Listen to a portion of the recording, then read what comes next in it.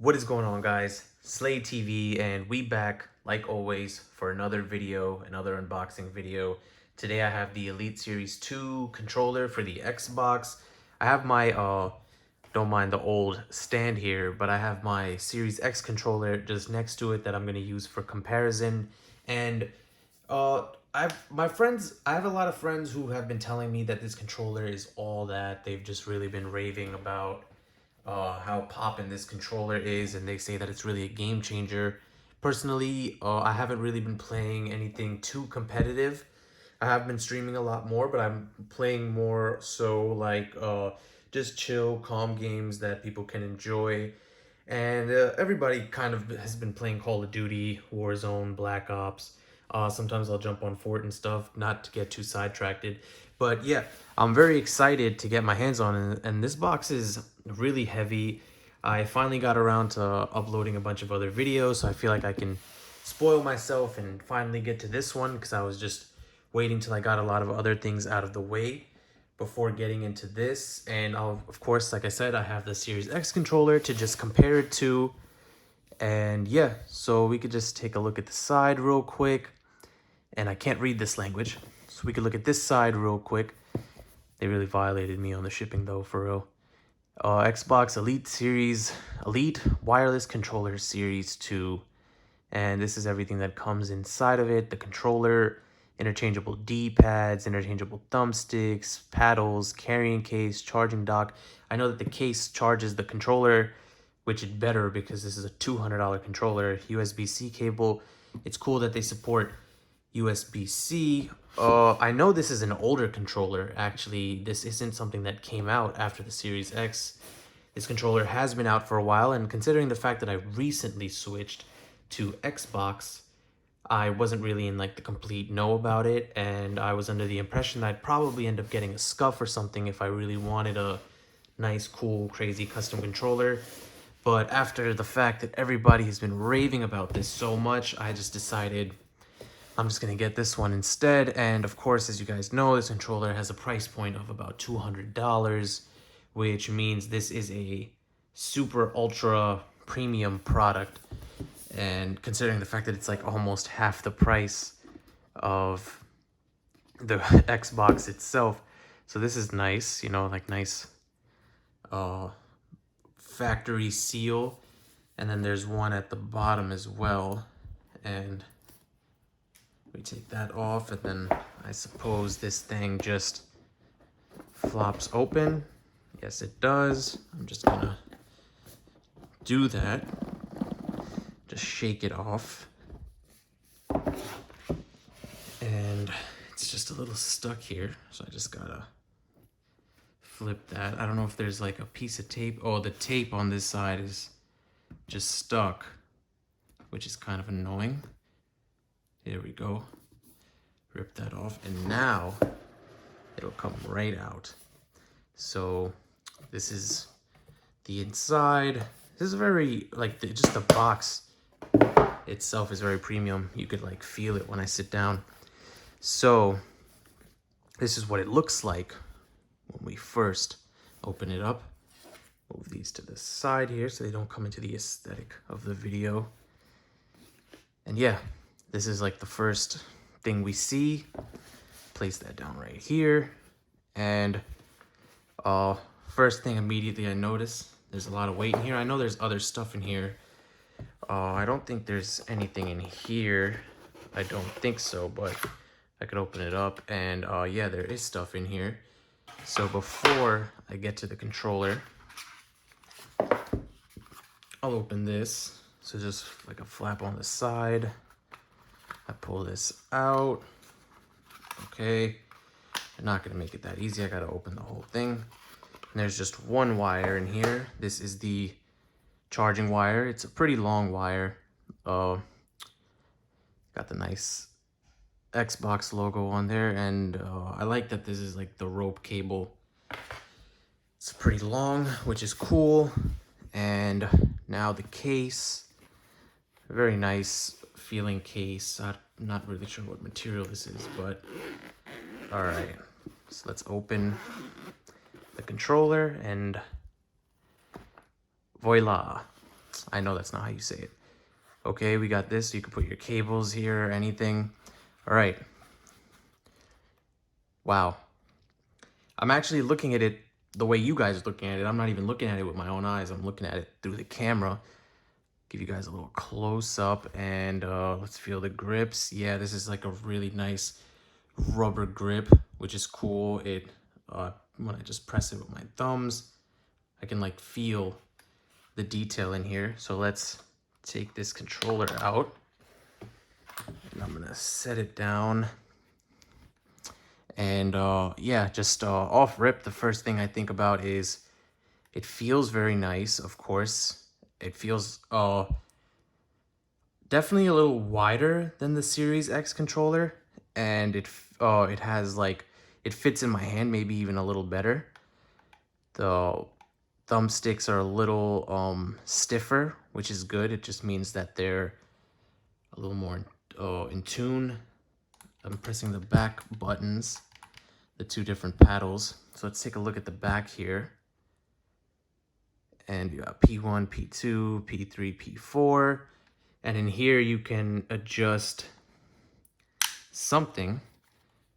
Yeah. So right here, we're adjusting how far you want the trigger to come down. So right now it comes down all the way.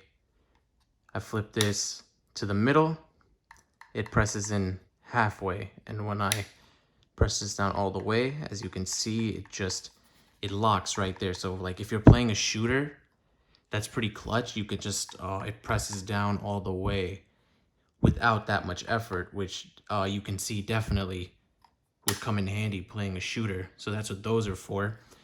As you know, you can take these off and everything is magnetic. So it holds in place, but it's also easy to take out.